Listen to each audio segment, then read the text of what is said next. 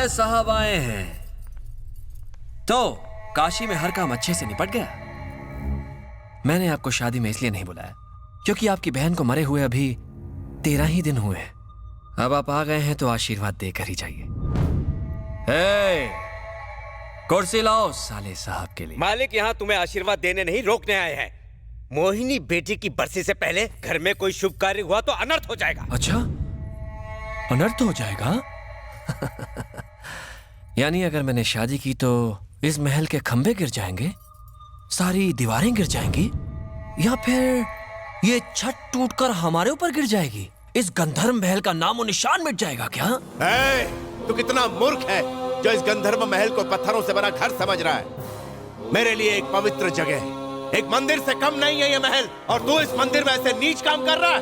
एक बात याद रखना, अगर मैं ये महल तुझे रहने के लिए दे सकता हूँ तो यहाँ से निकाल भी सकता हूँ। गंधर्व महल कभी आपका हुआ करता था साले साहब। अब इस गंधर्व महल पर मैं राज करता हूँ, इसमें मेरा हुक्म चलता है। आज यहाँ एक शादी है, मेरी और मेरी अमृता की, और मैं देखता हूँ कि हमारे बीच कौन आता है। रस्म शुरू की जाए। रुकिए, नहीं, ऐसा मत कीजिए। आपकी वजह से अगर मेरी बेटी की शादी टूट गई तो बेचारी बच्ची की जिंदगी बर्बाद हो जाएगी। सब कहते हैं कि आप हमेशा न्याय करते हैं। मेरी बेटी के साथ अन्याय करके बताइए कि आप सही कर रहे हैं? देखिए इसे, क्या ये आपकी बहन जैसी नहीं है रघुवीर जी? एक शब्द और नहीं। इस पवित्र गंधर्व महल में तो जैसी बासारू औरत के लिए कोई जगह नहीं। जमीन बेचने वाली महल की अहमियत क्या जाने।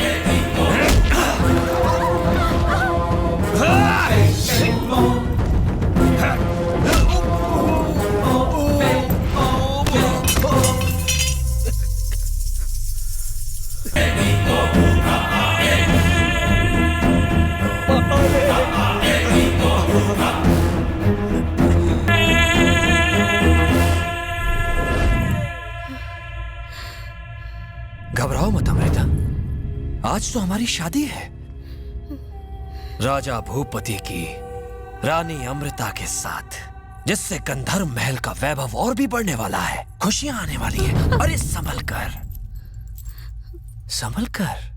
मैंने सोचा था कि हमारी शादी बिना किसी विघ्न के हो जाएगी, लेकिन इसकी बहन बीच में आ गई। मैंने उसका खून कर दिया। हमारे बीच जो भी आएगा मैं उसकी जान ले लूंगा अमृता।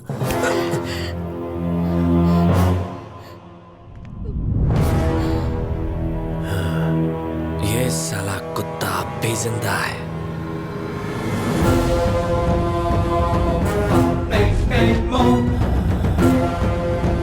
हमारी शादी होकर रहेगी, इसका साक्षी ये महल बनेगा।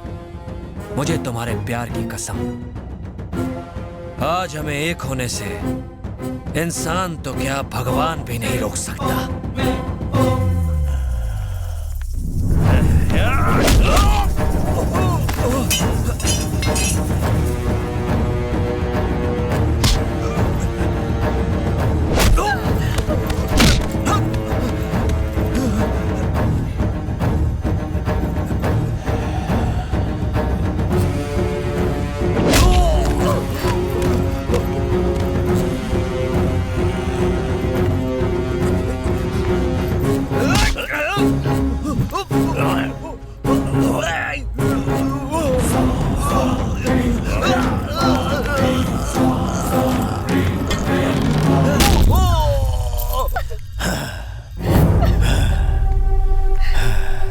धन दौलत जमीन जायदाद की लालच में इस कुत्ते ने इस महल की परंपरा को तोड़ने की कोशिश की।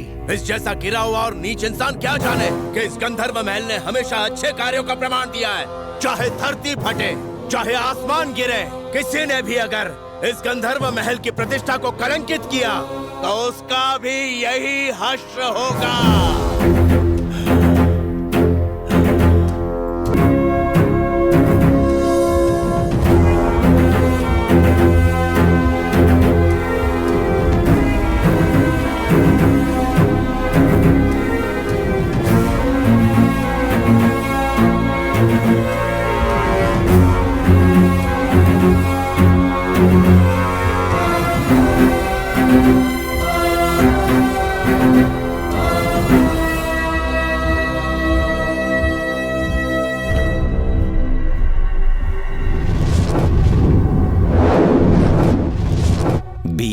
साल बाद।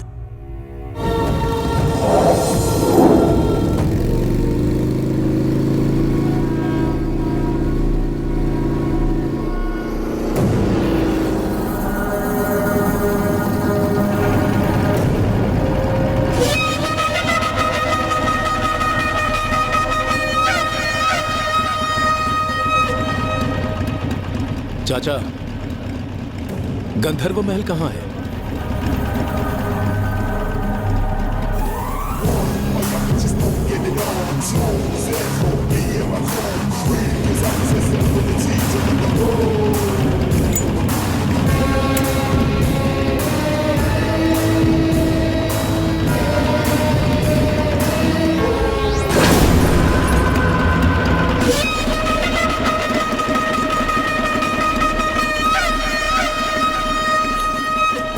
कोई नहीं बचेगा। ये जगह शापित है।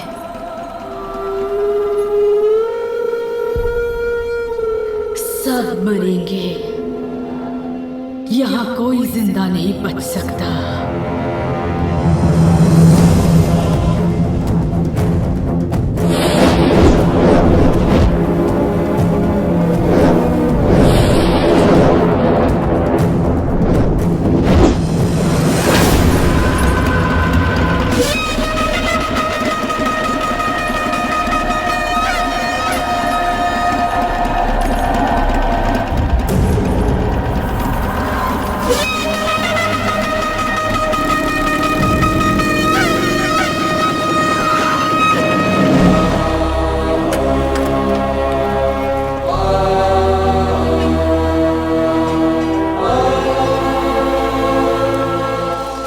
जमाने में इस महल के राजा गरीबों में करोड़ों की दौलत बांटा करते थे, लेकिन आज उनका बेटा खुद पाई पाई को मोहताज है, लोगों के रहमो करम पर जी रहा है।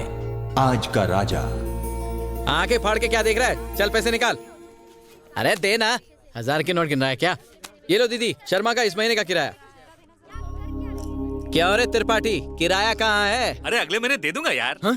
फिर से वही लोचा? ये महल क्या तुम्हारे बाप की जागीर है? राजन साहब का दिल बड़ा है तो क्या उनके सर पे नाचोगे? किराया नहीं दे सकते तो चलो फुट लो यहाँ से। तुम चुप रहो, जरा अपने पापा को बाहर बुलाओ ना बेटा।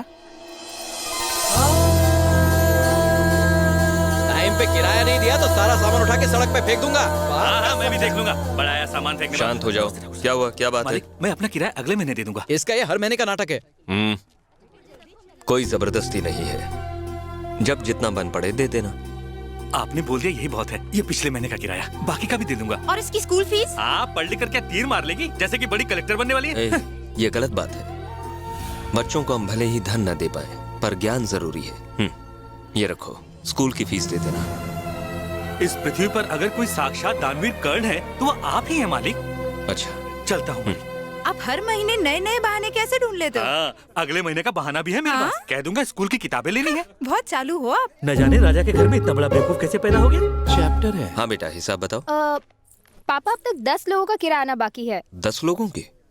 पिछली बार भी इन लोगों ने ऐसे ही किया था। अब तो ऐसा लगने लगा है जैसे कि हम किराएदार हैं और ये मालिक हैं। थोड़े दिनों में देखना हमें खुद किराया भरना पड़ेगा। इन लोगों की तो मैं। हे राजू, अरे रुक जा।